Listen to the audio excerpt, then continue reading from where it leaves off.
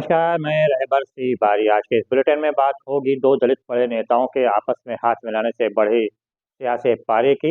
नीतीश कुमार के उठाए गए इस कदम से मचे सियासी हलचल की। राजीव गांधी की भारत जोड़ो न्याय यात्रा पर हुए लाठीचार्ज की। और अंत में बात होगी ईवीएम को लेकर मचे घमासान के बीच बैकफुट पर आए चुनाव आयोग की। तो शुरुआत करते हैं आज की सबसे बड़ी खबर से। जी हाँ, जो दो दलित नेताओं का ने एक दूसरे से हाथ मिला लिया है, ऐसा सूत्रों से जानकारी मिल रही है। मौजूदा समय में ठंड का माहौल है, घना कोहरा छाया हुआ है।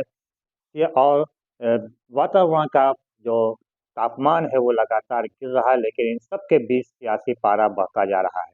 जैसे जैसे चुनाव करीब आता जा रहा है, वैसे वैसे चुनावी हलचल बढ़ती चली जा रही है। एक नेताओं का एक दूसरी पार्टी में भगदड़ भी शुरू हो चुकी है। इस बीच जो सबसे बड़ी खबर सामने आई है, वो ये है कि दो बड़े दलित नेता ने आपस में हाथ मिला लिया है और लोकसभा चुनाव आपस में मिलकर लड़ने का फैसला लगभग ले लिया है। ये सूत्रों के अनुसार खबर सामने आ रही है। जी हाँ, बसपा सुप्रीमो मायावती, जिन्होंने 14 जनवरी को अपने जन्मदिन के मौके पर ऐलान किया था कि 15 जनवरी को अपने जन्मदिन के मौके पर ऐलान किया था कि वे किसी भी पार्टी से गठबंधन करने नहीं जा रही हैं और ना ही किसी गठबंधन में शामिल होंगे। वो अकेले ही लोकसभा का चुनाव लड़ेंगे। हालांकि इस बीच जो बात सामने आ रही है वो ये है कि भीम आर्मी के चीफ चंद्रशेखर आज़ाद से उन्होंने हाथ मिला लिया है। तो चंद्रशेखर आज़ाद भी ज़्यादातर जो अ, संघर्ष कर रहे हैं, वो दलितों के लिए संघर्ष कर रहे हैं। उनके राजनीति जो है वो दलितों के लिए है, दलित, पिछड़ा और अल्पसंख्यक के लिए अधिक है। ऐसे में दोनों नेताओं ने एक दूसरे से हाथ मिला लिया है। और ये भी सूत्रों से जानकारी सामने आ रही है कि दोनों अब लोकसभा चुनाव आपस में मिलकर लड़ने के लिए जा रहे हैं। विशेषकर अगर देखा जाए तो उत्तर प्रदेश में इस गठबंधन का बड़ा असर पड़ता हुआ नजर आएगा, क्योंकि उत्तर प्रदेश में 80 सीटें हैं, जिसमें ज़्यादातर सीटों पर दलित, मुस्लिम और पिछड़ा जो वर्ग के लोग हैं वो चुनाव को जीत हार में अपना महत्वपूर्ण योगदान देते हैं। अगर ये दोनों पार्टियां एक दूसरे से हाथ मिलाती हैं और एक साथ मिलकर चुनाव लड़ती हैं, तो इसका सबसे बड़ा नुकसान जो है वो इंडिया गठबंधन और एनडीए दोनों को ही लगेगा। 80 सीटों में पिछली बार अगर देखा जाए तो समाजवादी पार्टी से बहुजन समाज पार्टी ने मिलकर चुनाव लड़ा था, जिसमें 10 से अधिक सीटें बहुजन समाज पार्टी को मिली थी। लेकिन इस बार जो है जिस तरह से बातें सामने आ रही हैं, जो सूत्रों के अनुसार बात सामने आ रही है वो ये कि भीम आर्मी के साथ, जो कि भारतीय समाज आज़ाद समाज पार्टी है, उसके चीफ चंद्रशेखर आज़ाद से बहुजन समाज पार्टी के सुप्रीमो मायावती ने हाथ मिला लिया है और दोनों आपस में मिलकर लोकसभा चुनाव अब लड़ने के लिए जा रहे हैं।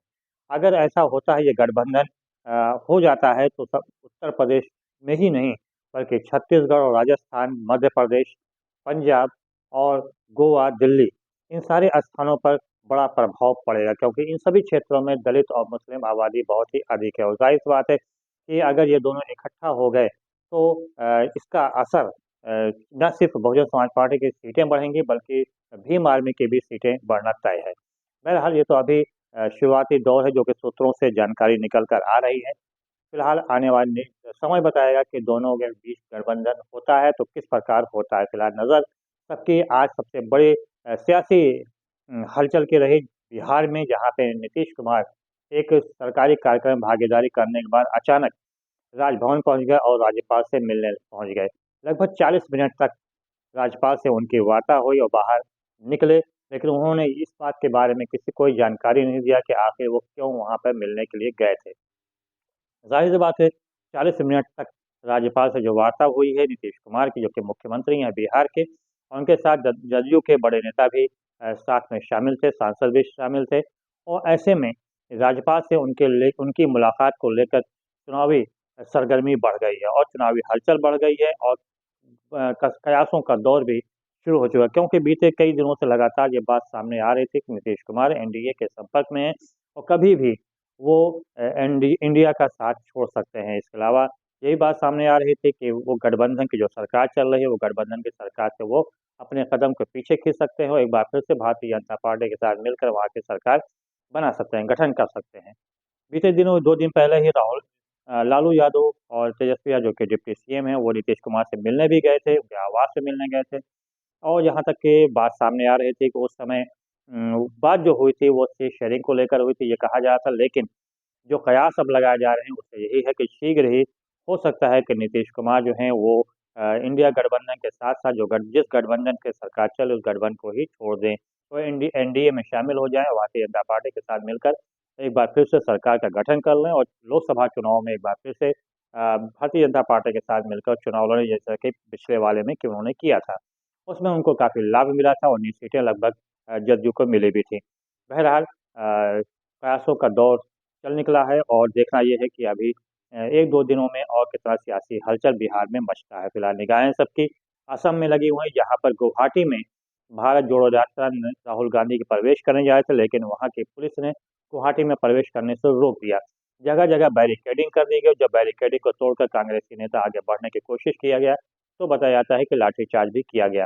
इस दौरान राहुल गांधी ने वहीं पे खड़े होकर संबोधन किया और उन्हें सीधा आरोप असम के मुख्यमंत्री पर लगाया। उन्होंने कहा कि सबसे भ्रष्ट मुख्यमंत्री यदि हिंदुस्तान में कोई है तो वो है असम का मुख्यमंत्री। उन्होंने ये भी आरोप लगाया कि असम के मुख्यमंत्री बौखलाए हुए हैं। उनके भारत जोड़ो न्याय यात्रा को लेकर न्याय यात्रा जो है वो नफ़रत फैलाने के लिए नहीं बल्कि मोहब्बत फैलाने के लिए है, इसलिए हमारी यात्रा जारी रहेगी और यात्रा रुकने वाली नहीं है। उन्होंने ये भी आरोप लगाया कि गृह मंत्री अमित शाह के एक फ़ोन पर ही उन्हें स्टूडेंट से नहीं मिलने दिया, हालाँकि वो ज़रूर मिलेंगे। ये भी उन्होंने कहा। उन्होंने कहा कि हम हिंसात्मक तरीके से नहीं बल्कि अहिंसा के तरीके से हम आगे बढ़ेंगे। फिलहाल गुवाहाटी जो सीमा है वहाँ पर हड़कंप का माहौल है, वहाँ पे हंगामा मचा हुआ है और कांग्रेसी का बड़ी संख्या में एकत्र कांग्रेसी कार्यकर्ता आगे बढ़ने का प्रयास कर रहे हैं, तो वहीं पुलिस उनको रोकने का भी प्रयास कर रही थी। बहरहाल अब देखना ये होगा कि क्या गुवाहाटी में प्रवेश करेगी या नहीं करेगी। अगर प्रवेश करेगी तो कहाँ तक और किस प्रकार से वो जा सकेगी। असम में अभी 2 दिन और भारत जोड़ो न्याय यात्रा को रहना है। ऐसे में अभी और कितने-कितने हंगामे होते हैं, ये तो आने वाला वक़्त ही बताएगा। हालाँकि राजनीतिक विशेषज्ञों का मानना है कि जितना ज़्यादा भारत जोड़ो न्याय यात्रा को रोका जाएगा, उतनी ही सफलता भारत जोड़ो न्याय यात्रा को मिलेगी और लोग उससे और जुड़ेंगे। ऐसे में असम के मुख्यमंत्री ने भारत जोड़ो न्याय यात्रा को अर्थात राहुल गांधी को एक नया सफलता के कदम आगे बढ़ाने के लिए मजबूर कर दिया उन्होंने। ये भी कहा जा रहा है कि अगर असम के मुख्यमंत्री ने इस प्रकार की रोकथाम ना की गई होती तो शायद इतनी ज़्यादा सफलता भारत जोड़ो न्याय यात्रा को ना मिलती। बहरहाल अभी कई ऐसे राज्यों से होकर भारत जोड़ो न्याय यात्रा को गुजरना है जहाँ पर भारतीय जनता पार्टी की सरकार है, खासतौर से सबसे ज़्यादा अगर देखा जाए तो वो है उत्तर प्रदेश में। बहरहाल देखने वाली बात होगी कि अभी असम में और कितना हंगामा होता है। हंगामा तो इस वक़्त ईवीएम को लेकर भी मचा हुआ है सुप्रीम कोर्ट के सामने।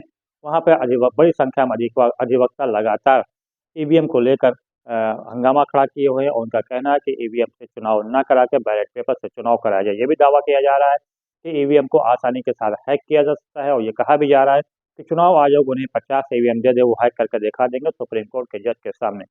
बहरहाल सूत्रों के सामने के हवाले से जो बात सामने आ रही है वो ये है कि अधिवक्ताओं और आम नागरिकों के ईवीएम के खिलाफ धरना प्रदर्शन और हंगामे से इतना ज़रूर हुआ है कि चुनाव आयोग जो है वो बैकफुट पे आ गया है। अभी हालाँकि ये क्लियर नहीं है कि चुनाव आयोग जो है वो बैलेट पेपर चुनाव कराएगा या फिर ईवीएम से। लेकिन एक बात ज़रूर हो गई कि जो चुनाव आयोग विपक्षी दलों से कि इसे लेकर ईवीएम को लेकर कोई बात नहीं करना चाहता था और लगातार जयराम रमेश जो कांग्रेस प्रवक्ता हैं वो लगातार एप्लीकेशन देते, प्रार्थना पत्र देते और लेटर लिख रहे थे चुनाव आयोग के कि वो उनसे मिलना चाहते हैं ईवीएम को लेकर। लेकिन चुनाव आयोग उन्हें समय नहीं दे रहा था। लेकिन अब बताया जा रहा है कि चुनाव आयोग बैकफुट पे आ गया है और वो ईवीएम को लेकर लोगों के घर-घर तक जा रहा है और दिखा रहा है कि ईवीएम का डेमो दिखा रहा है और ये बता रहा है कि ईवीएम से किसी प्रकार की छेड़खानी नहीं की जा सकती। हालाँकि पूर्व चुनाव आयुक्त ने एक बयान देकर हंगामा और खड़ा कर दिया है। उनके उस बयान से और मजबूती आ गई है कि ईवीएम से छेड़छाड़ की जा सकती है। उन्होंने कहा कि लगभग 10% वोट की हेराफेरी 2% वोट की हेराफेरी जो है वो ईवीएम के माध्यम से कराया जा सकता है। इसके बाद और भी हंगामा खड़ा हो गया। बहरहाल अभी तक इसे लेकर न तो भारतीय जनता पार्टी की तरफ से और ना ही चुनाव आयोग की तरफ से ही किसी प्रकार का कोई जवाब दिया गया है। फिलहाल देखना सब ये है कि चुनाव आयोग अब इसे लेकर और क्या कदम उठाता है, आने वाला समय बताएगा। फिलहाल रहबत शेबारी को दीजिए इजाज़त। बहुत-बहुत धन्यवाद। जय हिंद, जय भारत। Yeah.